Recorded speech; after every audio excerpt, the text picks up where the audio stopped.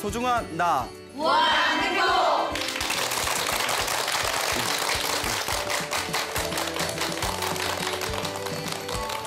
예, 만나서 반갑습니다. 예, 광우 스님이라고 합니다. 그 멀리서 어떤 또 이제 우리 소나무의 애청자분께서 이렇게 편지를 보내와 주셨어요. 그래서 이제 편지를 또 여러분들에게 조금 이렇게 들려드리고 싶어서 편지를 가져왔습니다. 제가 한번 읽어보도록 하겠습니다. 예, 이렇게 아주 종이가 두툼한 걸 보내셨어요. 자, 안녕하세요, 광우 스님. 저는 경기도 용인에 사는 7살 어린이를 키우는 엄마입니다. 불교의 가르침을 알기 쉽고 재미있게 알려주셔서 감사합니다. 딸내미와 재미나게 잘 보고 있습니다. 광우 스님 법문 들으면서 딸내미와 공부하고 있어요. 스님 법문 46회 화를 내면 얼굴이 못생겨진다 듣고 딸내미와 화내지 말고 의견을 이야기하자고 다짐했어요. 남을 도우며 착하게 살겠습니다. 저는 소나무 1회부터 50회까지 몇 번씩 반복해서 들어서 다른 스님의 법문을 들으려고 하면 딸내미가 계속 광우 스님 법문을 틀어달라고 하여 핸드폰 불교TV 앱에서 매번 듣고 있습니다. 딸내미는 700에서 800배의 절을 매일 한 달 정도 하여 얻은 아이인데 임신했을 때 사경과 관세음보살 연불을 하였는데 지금 딸아이가 관세음보살 연불도 하고 절도 곧잘 합니다. 예. 광우 스님 인삼불을 위하여 태교와 관련된 내용도 알려주시면 좋겠어요. 아이 키울 때 어떤 기도를 하면 좋은지도 알려주세요. 늘 건강하시고 광우 스님의 소나무 장수 프로그램이 되어 계속 듣고 싶습니다. 광우 스님, 원서님 어린이 예쁘게 쑥쑥 자라고 불교 공부 열심히 하라고 격려의 말씀 부탁드립니다. 용인에서 소나무 애청자 대원경 합장 이렇게 보내오셨네요. 그리고 여기 딸이라고 이제 소개해 주신 그 원서님 어린이가 또 편지를 같이 보내왔어요. 근데 제가 이거 깜짝 놀래가지고 여기도 이렇게 그림하고 또 이렇게 사진을 또 이렇게 붙여서 보냈는데 예, 이게 하트가 뿅뿅뿅뿅 4개를 네, 하트 4개를 또 이렇게 겹쳐서 보내줬네요. 광우 스님 안녕하세요. 7살 원서님입니다. 소나무 방송 잘 보고 있습니다. 스님 말씀대로 하려고 노력하겠습니다. 하트 4개 뿅뿅뿅뿅 이렇게 보냈네요. 아이고 이거 사진 보이시는지 모르겠는데 또 엄청 예쁘게 생겼어요. 예. 저도 이만한 딸 하나 있으면 예, 참 그래서 우리 원서님 어린이 이렇게 어린 나이에도 부처님의 가르침을 또 즐겨 듣고 실천하려는 모습 너무나 아름답습니다. 앞으로 복과 지혜를 잘 키우셔서 그렇게 또 훌륭한 그런 인재가 되도록 제가 또 축원드리겠습니다. 원서님 어린이 너무 고맙습니다. 어떻게 편지 함께 이렇게 읽어보았습니다. 정말 또 너무나 또 감동스러운 순간인 것 같습니다. 이렇게 사실 매주 강의를 하고 법문을 한다는 게 또 어떨 때는 체력이 좀 벅찰 때도 있습니다. 이렇게 많은 분들이 응원해 주시고 또 이렇게 편지 보내주시니까 제가 너무나 힘이 나는 것 같습니다. 그래서 이 편지에서 나왔지만 좀 인삼부를 위해서 태교에 대한 좋은 말씀 부탁드립니다 했는데 나는 애를 낳아본 적이 없어서 네? 그 무경험자라 뭐 하다못해 뭐 연애라도 해봤어요. 뭐 한마디라도 제가 던져줄 텐데 이걸 어쩐다. 그래서 이게 굉장히 고민에 빠졌어요. 그래서 이 부처님 경전 중에 좀 태교에 대한 법문이 있나 이렇게 고민하고 있던 차에 참 그 묘한 인연을 만났습니다. 제가 그 며칠 전에 우리 불교TV BTM 불교TV 회장 스님이신 성자 우자 성우 큰 스님을 모시고 제가 이제 차 한잔을 하게 되었어요.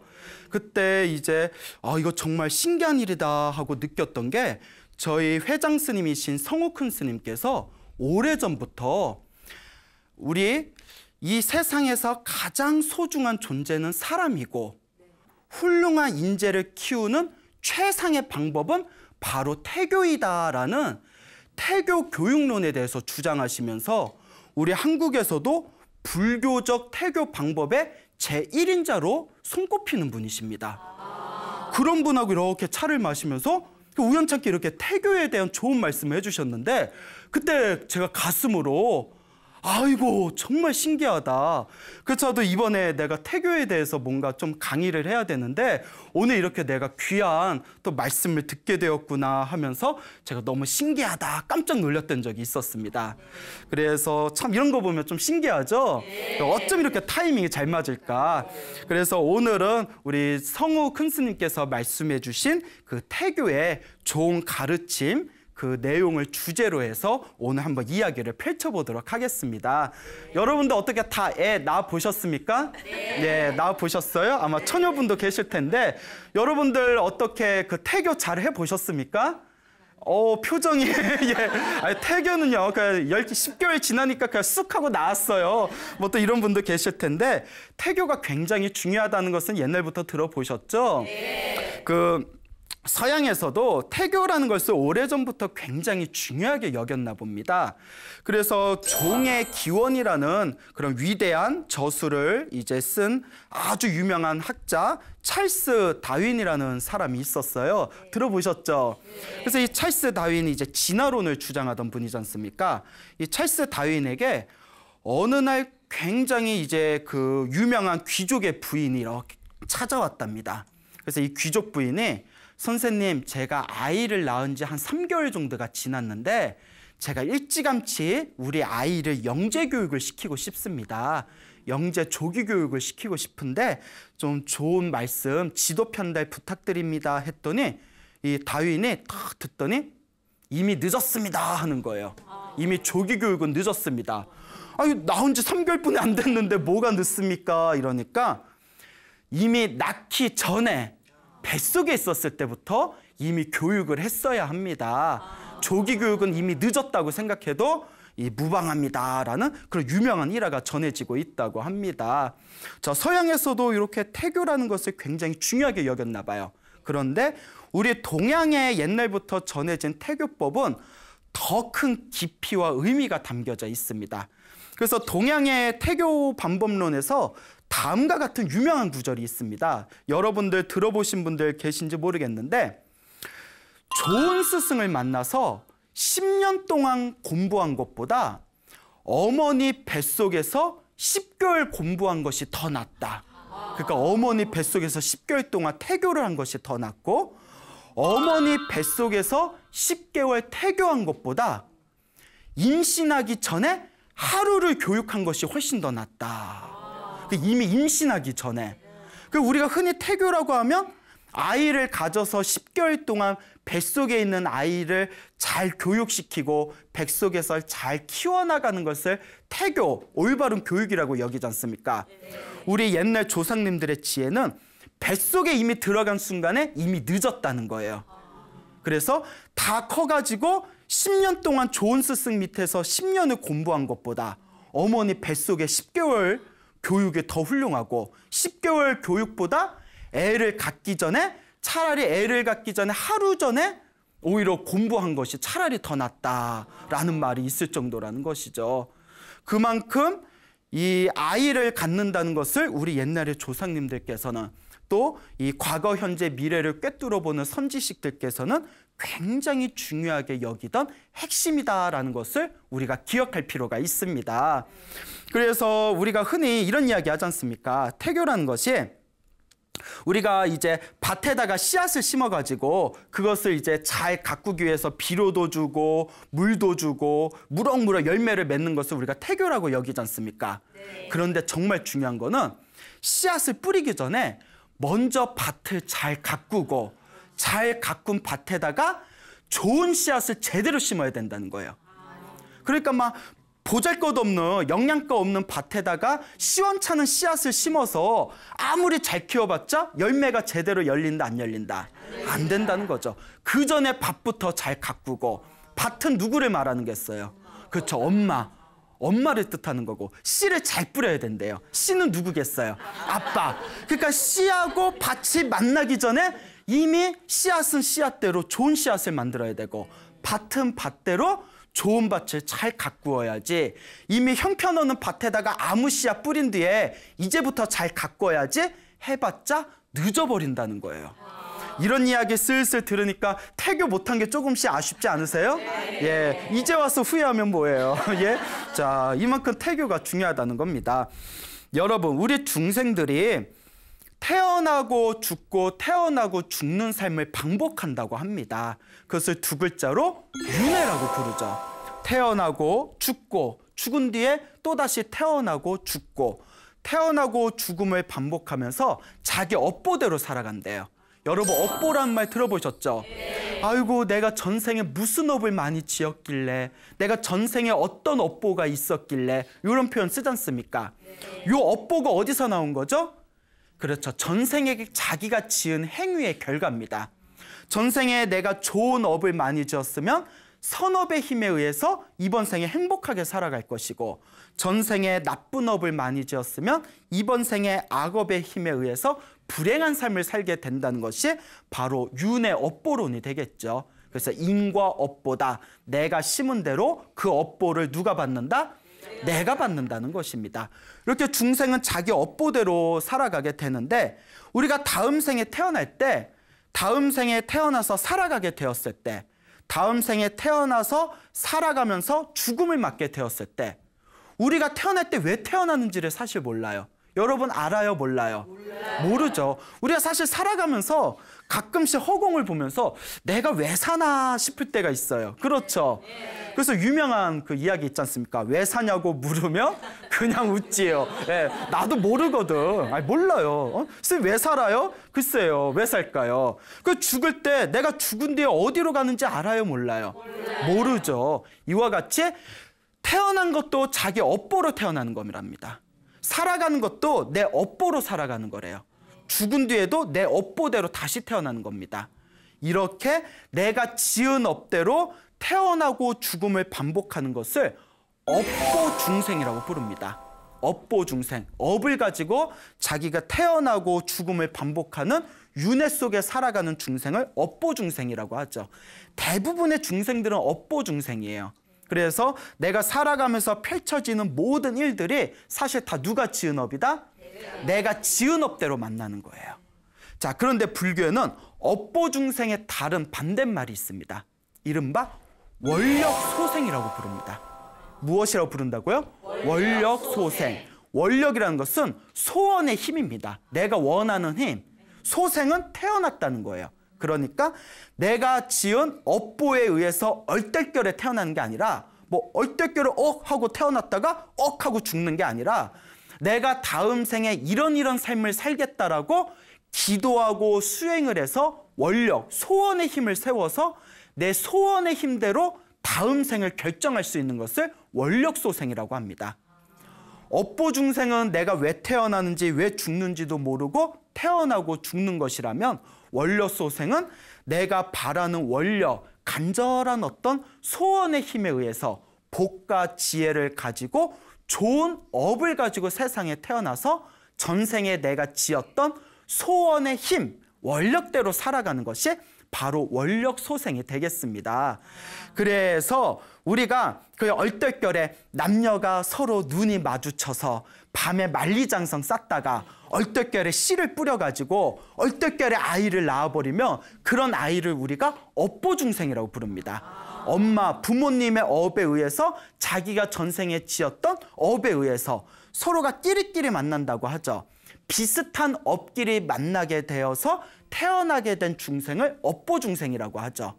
그런데 미리 밭을 가꾸고 미리 씨앗을 잘 만난 뒤에 때를 기다리고 묵히고 또 묵혔다가 좋은 날 좋은 때에 열심히 기도하고 복과 지혜를 쌓아서 훌륭한 인재를 낳겠습니다 라는 마음으로 아이를 출산하게 됐을 때 그 아이는 뛰어난 아이가 태어나게 된답니다.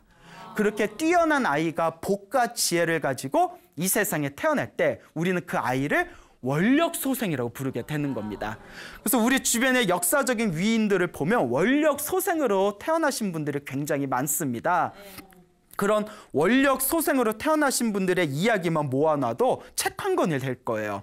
그런데 우리에게 주어진 시간이 많지 않으니까 대표적인 분 이제 두 분을 여러분들에게 소개하고자 합니다. 첫째는 신라시대 때 자장율사라는 큰 스님이 계십니다.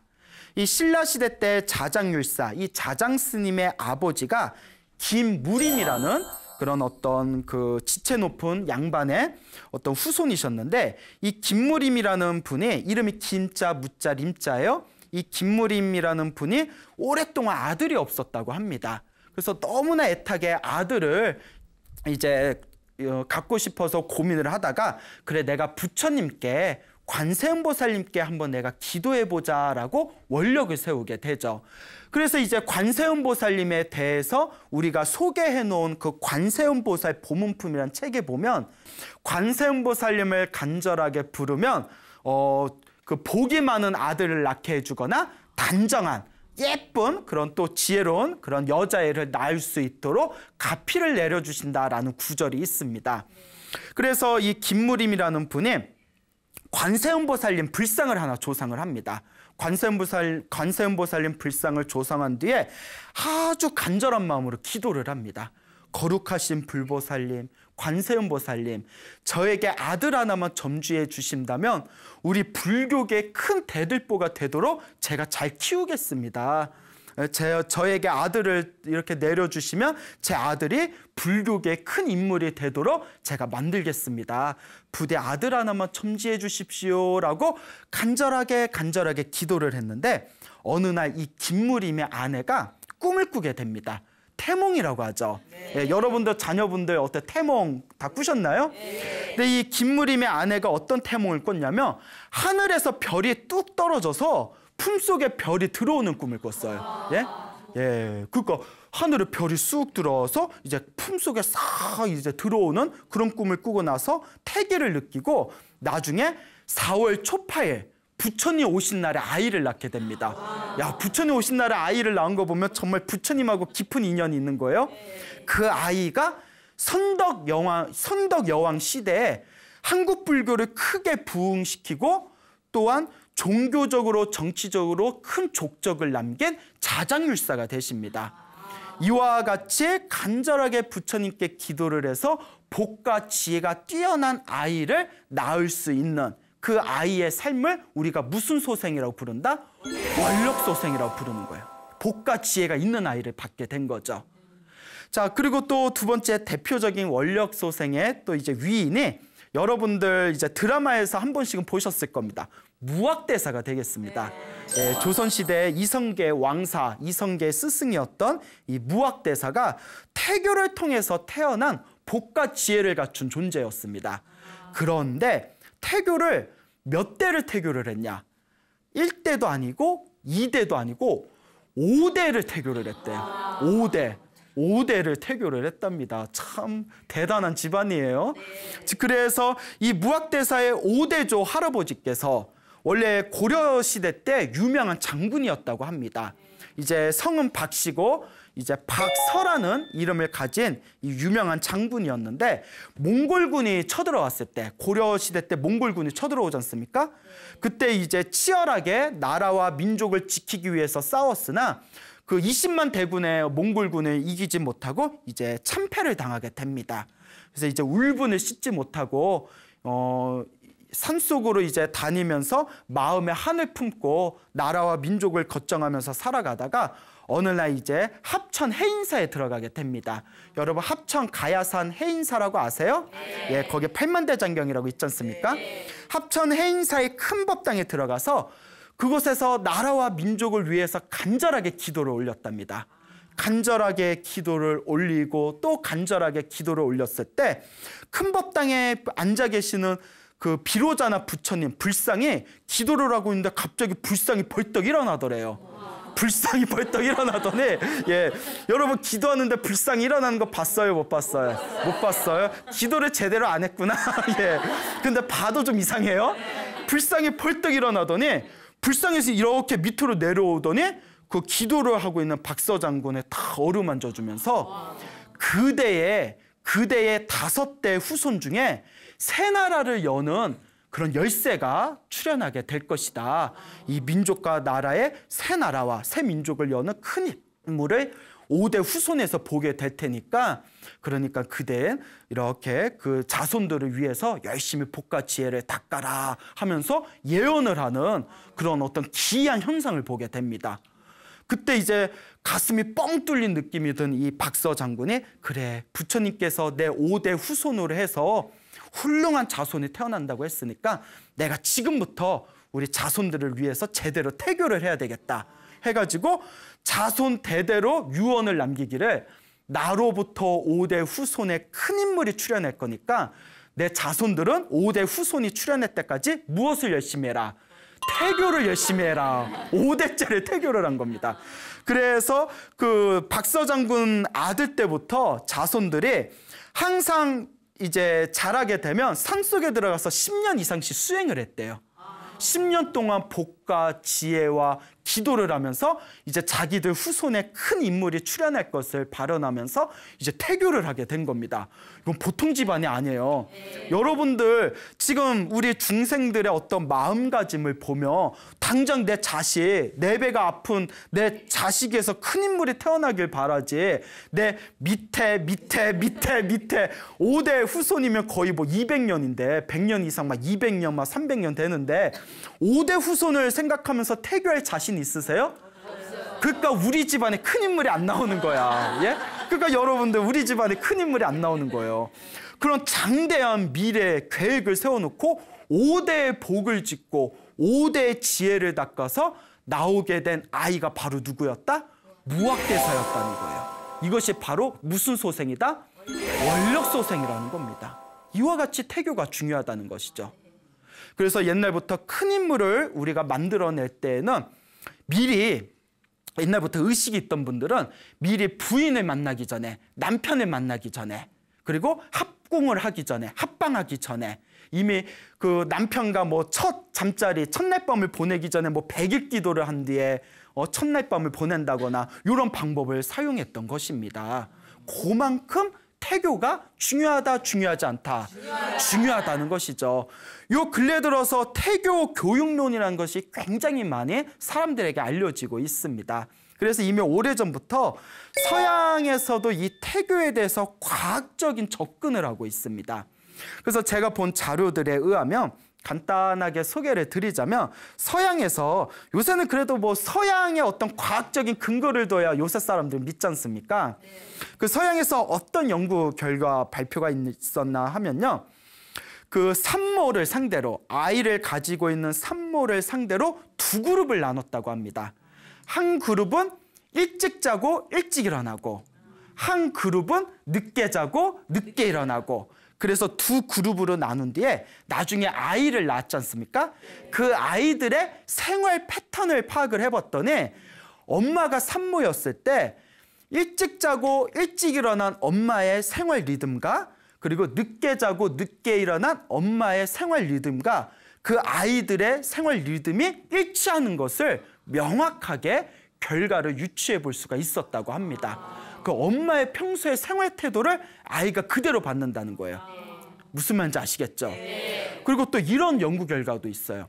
그 1,300명의 태아를 상대로, 1,300명, 130명도 아니고요, 1,300명의 아이를 상대로 해가지고 육체적으로나 정신적으로 문제가 있는 아이들을 역추적을 해서 어떤 이유로 인해서 이 아이들이 이렇게 육체적으로나 정신적으로 불안한 어떤 정상적이지 못한 행위를 보이는가에 대해서 깊이 연구를 한 끝에, 놀랍게도 그 아이를 품고 있었던 엄마, 산모였을 때 그 산모가 지니고 있었던 의식의 흐름이 아이를 낳고 난 뒤에 그 아이에게 엄청난 영향을 미친다는 것을 발견할 수가 있었다고 합니다. 몇 명을 조사해서? 1,300명을 조사해서. 이건 무시할 수가 없는 조사 결과예요. 그러면 그중에 대표적인 것만 이제 몇 가지를 소개해 드리자면, 어떤 여자, 이제 서양에서 있었던 일이에요. 어떤 아가씨가 애를 낳는데 애한테 이제 모유를 먹이려고 젖을 물리는데 애가 고개를 팩 하고 돌리더래요. 응? 어머 얘가 왜 이러지? 또 이렇게 하면 또 팩 하고 들리더래요. 어머 까칠해. 어머 애가 왜 이렇게 까칠해. 이제 다른 유모가 다른 여자애가 이렇게 젖을 물리면 근데 또 쪽쪽 잘 빨아먹는데요. 근데 친모가 어머 너 왜 이렇게 까칠하니 하고 이렇게 젖을 물리려고 하면 또 애가 픽 하고 이렇게 고개를 돌리더래요. 그래서 너 신기하죠? 그 왜 그런가 하고 깊이 이제 조사를 해봤더니 나중에 산모가 고백하는 게 실은 애를 가지고 나서 갑작스럽게 임신을 하고 나서 너무나 두렵고 준비가 안 된 상태였기 때문에 아이를 몇 번이나 낙태 수술을 하려고 고민을 했대요. 할까 말까 할까 말까. 그걸 애기가 다 안다 모른다. 다 영향이 미친다는 거예요. 그래서 그 아이의 아빠가 거듭된 설득으로 결국 아이를 낳았지만 아이가 엄마의 뱃속에서 나를 죽일까 말까 불안했던 그 심정에 의해서 엄마한테 무의식적으로 엄마한테 거부 반응을 일으킨다는 거. 예, 진짠가? 제가 봐도 너무나 신기하니까 무시할 수가 없다는 거예요. 또 어떤 젊은이가 있었는데 이 젊은이가 항상 어떤 시점에 이유도 없이 약간 정신질환처럼 몸에 극도의 초조감이나 불안감을 자주 느낀대요. 우리 막 우울증이나 막 이유를 알 수 없는 공황장애 같은 거 있잖아요. 그래서 막 약 먹고 이러잖아요. 근데 이 젊은이가 이 청년이 그렇게 이유를 알 수 없는 초조함이나 불안감이 확 급습하면서 확 이렇게 느껴지면서 항상 일어나는 반응이 온몸에 갑자기 확 달아오르듯이 열감을 느낀대요. 열감을 느끼는 게 특징이에요. 막 불안하고 초조하다가 온몸에서 열이 확 오르는 거예요. 그래서 나중에 그걸 이제 조사를 해봤더니 그 청년의 엄마에게 놀라운 이야기를 듣게 됩니다. 실은 내가 이 아이를 가졌을 때 내가 이 아이를 유산하려고 뜨거운 목욕탕에 들어가서 유산하려고 시도했던 적이 있었다고. 뜨거운 목욕탕에서. 그때 태아였을 때 기억된 잠재된 무의식이 큰 뒤에 자기가 이제 뱃속에서 자기를 엄마가 나를 죽이려고 나를 떼어내려고 하는구나라는 것을 무의식적으로 느낀다는 거예요. 태아가. 그걸 느끼면서 뜨거운 목욕탕이었다고 했잖아요. 그때 그 열감을 무의식 중에 그 열감을 일으키게 된다는 것이죠. 이런 연구 결과 발표가 있습니다. 무섭죠? 무섭습니다. 태교가 이렇게 무시할 수가 없는 거예요. 자, 그리고 또 하나, 또 이것도 좀 무서운 얘기인데 어느 임산부가 있었는데 8개월째가 됐대요. 8개월이면 아이가 사실 속에서 다 자란 상태예요. 보통 7개월, 칠삭둥이라고 해서 7개월 만에도 아이를 낳지 않습니까? 8개월이면 사실 다 자란 상태인데 그 부부싸움을 했대요. 그 남편하고 대판 부부싸움을 하다가 남편도 좀 무식한 남편이었나 봐. 그 남편 잘 만나는 것도 복이에요. 예, 너 이렇게 또 그러시네. 왜 남편이 잘 안 해주세요? 예? 격렬하게 여기서 이제 속마음이 나오는 거예요. 예? 무식한 남편이 너 죽고 나 죽자 하면서 너 데리고 있는 애 떼어버리고 너 죽고 나 죽고 이혼해버리자고 부인 머리끄댕이를 잡고 병원으로 막 끌고 갔대요. 아이 지워버리겠다고. 그러다 결국 지우지는 않았는데 남편도 막 화가 나서 그런 극단적인 모습을 보였나 봐. 아이를 낳긴 낳았는데 아이가 몇 개월 지난 뒤에 극심한 간질 발작 증세를 일으키는 병에 걸려버린 거예요. 이것을 이제 어떤 분은 해석하기를 왠지 여러분 다 눈치채셨죠? 임신 8개월이었을 때 아버지가 당장 애 떼겠다고 엄마를 그 머리끄댕이 잡고 병원에 가고 그런 불안한 모든 심리를 아이가 뱃속에서 무의식적으로 충격을 받았다는 거예요. 태아였을 때 충격을 받았던 정신적인 어떤 고통에 의해서 이제 출생을 하고 난 뒤에도 간질 발작 증세를 일으키는 그런 병에 걸렸다는 겁니다. 그래서 그 부모는 그때 부부싸움 한 번에 대가로 평생 이제 몸이 좋지 못한 아이를 이제 시봉하고 또 그 아이를 위해서 봉사해야 하는 숙제를 안게 된 것이죠. 이것도 다 누구 업이에요? 그렇죠. 다 내 업이죠. 그런 아이에게 그런 실수를 한 것 자체가 내 어리석음이 만들어낸 업입니다. 누구를 탓하겠습니까? 이와 같이 무엇이 무섭다?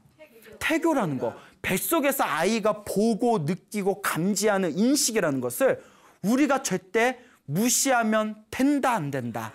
안 된다는 것이죠. 그래서 불교에서는 뱃속에서 우리가 아이를 가지게 되었을 때 우리가 흔히 이런 얘기를 합니다. 우리가 그 줄기세포 하잖아요. 근데 줄기세포를 얻을 때 그 우리가 수정란에서 엄마의 난자와 아빠의 정자가 합쳐진 수정란에서 우리가 굉장히 그 필요로 하는 줄기세포를 얻을 수가 있다고 하는데 생명윤리에 부딪혔잖아요. 어디까지를 생명으로 볼 것인가. 그러니까 뭐 학자들이 뭐 몇 개월까지는 의식이 있고 없고 그래서 뭐 몇 개월부터는 되고 안 되고 뭐 이런 논리를 펼쳤는데 불교에서는 다음과 같이 얘기합니다. 엄마와 아빠가 합궁을 했을 때 엄마의 난자에 아빠의 정자가 합치가 되었을 때 정자와 남자가 합치되면서 그 틈을 이용해서 전생에 인연이 있는 업덩어리가 거기에 쏙 하고 들어가는 거래요. 그러니까 엄마의 정자와 남자만 합쳐져서 애가 생기는 게 아니라 정자와 남자가 합쳐지면서 거기에 뭐가 들어가야 된다? 업식이 들어가는 거예요. 왜? 우리가 전생에 인연이 있었던 내 자식이 될 만한 업식이 들어가는 거예요. 그러니까 내가 전생에 복을 많이 지었으면 어떤 업식이 들어가겠어요? 좋은 자식이 들어가고 내가 전생에 지질이게 복을 짓지 않고 오만 나쁜 짓을 했으면 어떤 업식이 들어갈까요? 자식이 아니라 왼수가 들어가는 거예요. 내가 이번에 자식으로 태어나서 너 괴롭힐 거다? 하고 이렇게 들어오는 거예요. 무섭죠? 그러니까 착하게 살아야 돼. 여러분 우리 흔히 이런 얘기 하잖아요. 나쁘게 산다고 뭐 나쁘게 살아도 저 사람들 잘만 사는구만. 아닙니다. 이번 생에는 넘어갈지 몰라도 다음 생, 다다음 생 내가 받을 수밖에 없습니다. 자식으로 태어나서라도 그 원수를 갚을 수밖에 없어요.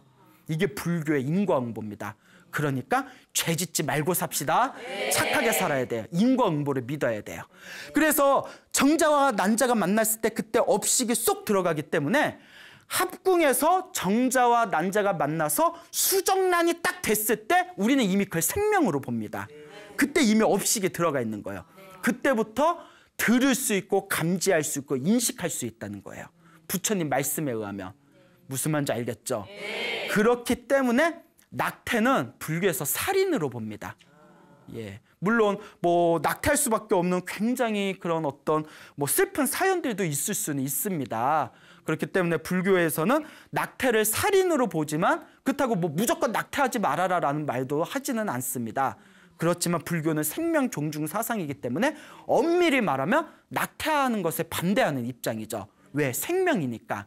그런데 여기서 하고 싶은 얘기는 우리 큰 스님들 말씀에 그리고 여기 BTN의 그 회장 스님이신 성호 큰 스님의 그 법어집에 보더라도 낙태를 한 집안은 안 좋은 일이 자꾸 생긴답니다.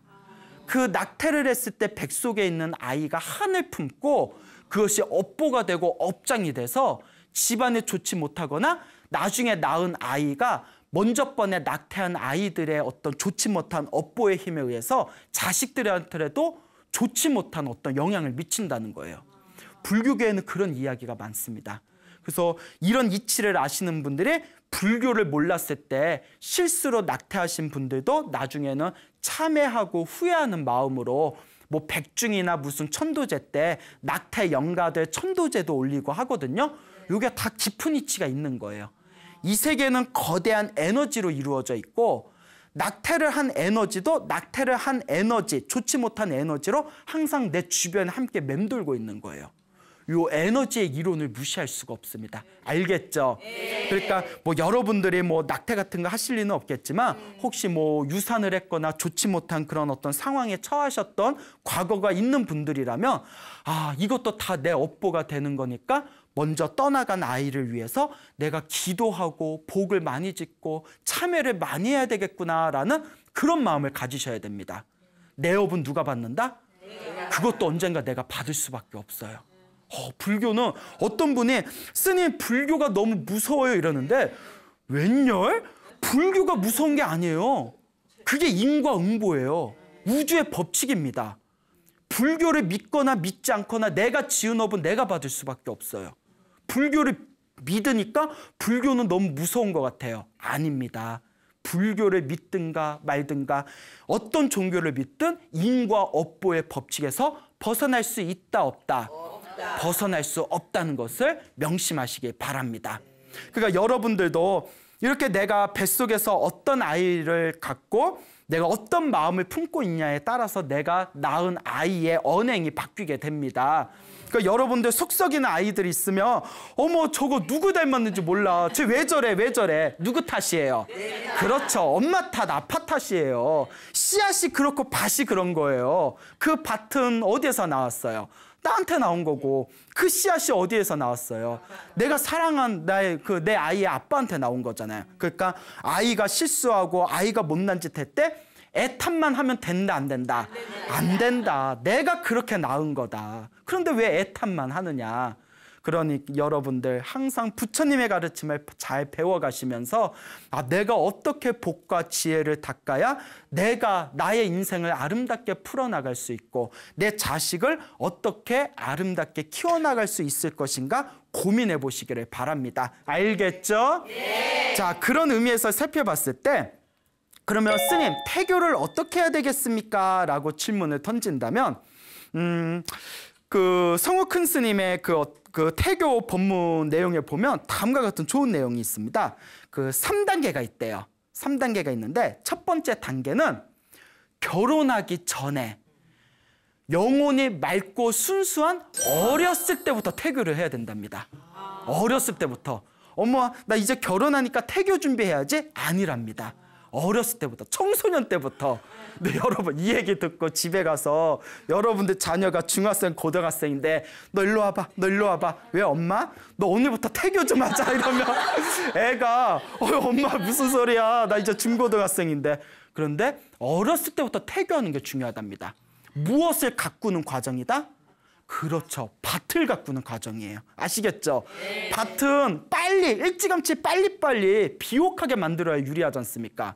어렸을 때 맑고 순수할 때부터 기도하고 복과 지혜를 닦으면서 부처님 제가 나중에 좋은 신랑 만나서 훌륭한 인재를 낳게 해주세요라고 기도하는 거. 어렸을 때부터 그와 같이 기도하는 게 가장 중요하답니다.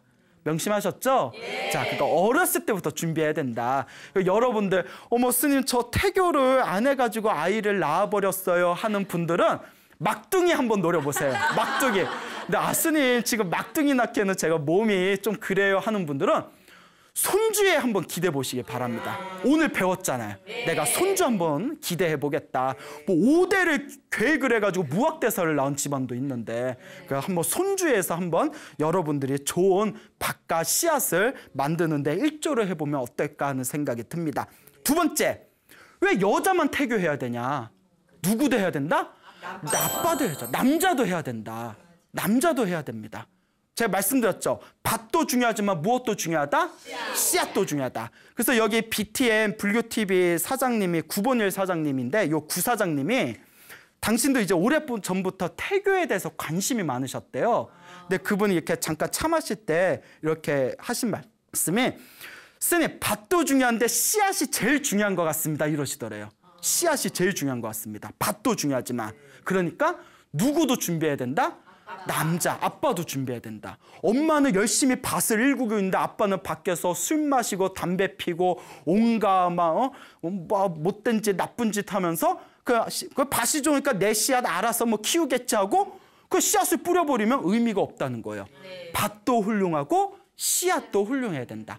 남자도 태교해야 된다라는 것을 명심하시길 바랍니다. 알겠죠? 네. 그다음에 세 번째는 임신을 한 상태에서 태교를 하는 겁니다. 우리가 흔히 말하는 태교, 10개월 태교죠. 그런데 그것도 늦은 거랍니다. 여태껏 계속 말씀드렸죠. 사실 임신하기 전에 미리 밭을 가꾸고 씨앗을 잘 심어야 되는데 임신한 상태에서의 태교는 늦은 것이다. 늦었지만 안 하는 것보다는 낫다. 그래서 임신한 상태에서는 염불을 많이 해주고 기도를 많이 해주고 복을 많이 지으랍니다. 그래서 성우 큰 스님 말씀이 태교를 하면서 금강경을 많이 읽으면 금강경 태교를 한 아이는 아주 섬세하고 날카로우면서 지혜가 뛰어나대요. 아주 날카로운 그런 지혜를 타고난답니다. 금강경 태교를 한 아이는. 그리고 보현행원품을 읽어준 보현행원품 태교를 한 아이는 인성이 후덕하대요. 착하고 아주 후덕하답니다. 인성이. 그리고 관세음보살 기도를 많이 해서 태교를 한 아이는 아이가 아주 인자하고 자비스럽답니다. 그 이상하게 묘한 힘이 있대요. 그리고 또 참선을 하거나 명상을 해서 태교를 한 아이는 굉장히 똑똑하고 지혜롭다고 합니다. 이렇게 태교라는 것은 무시할 수가 없습니다. 알겠습니까, 여러분? 네. 그리고 이런 생각이 드실 겁니다. 스님, 태교를 못하고 이미 낳은 애는 어떻게 해요? 자, 기도를 많이 해주세요. 제일 중요한 거는 아이가 직접 기도하는 게 좋습니다. 그리고 아이가 잘 말을 안 듣거나 삐뚤어지는 아이가 있으면 이것은 다 내 업이다 생각하고 아이를 위해서 기도를 많이 해주고 염불을 많이 해주고 복을 많이 치면 아이가 나중에 커서라도 반듯하게 된다고 합니다. 그래서 어느 큰 스님은 아이를 위해서 3년만, 정말 3년만이라도 천일기도의 마음으로 열심히 염불하고 기도해주면 아이가 타고 태어난 부모와의 안 좋은 업이 대부분 소멸된다라는 법문을 하신 분도 계십니다. 그러니까 여러분, 우리가 살아가면서 내가 낳은 아이는 엄청나게 깊은 인연으로 만나게 된 겁니다. 그래서 부모 자식 간의 인연은 7생을 이어진다는 말이 있답니다. 여러분들의 자식을 낳으면 그 부모와 자식이 앞으로 7생 동안 계속 봐야 된다는 거예요. 7생 동안, 7생 이상을. 얼마나 보통 인연이 아니겠습니까? 그러니 내가 낳은 아이, 낳기 전에 태교를 잘해서 원력소생, 복과 지혜가 뛰어난 아이를 낳는 것이 가장 좋은 방법이고, 혹시 태교를 못하고 낳았다 하더라도 아이를 정말 사랑하는 마음으로 내 업에 의해서 낳은 아이다라는 마음으로 열심히 기도해 준다면 여러분의 가정과 여러분의 자녀분들에게 행복하고 좋은 일들이 많이 생기게 될 것입니다. 믿습니까, 여러분? 네. 예. 여러분, 행복해지고 싶습니까? 네. 행복한 삶을 창조하고 싶습니까? 네. 복을 지으십시오. 선업을 지으십시오. 공덕을 쌓으십시오. 복과 선업과 공덕의 힘이 여러분들을 진정한 행복의 길로 이끌어 줄 것입니다. 여기서 마치겠습니다. 소중한 나 무한한 행복.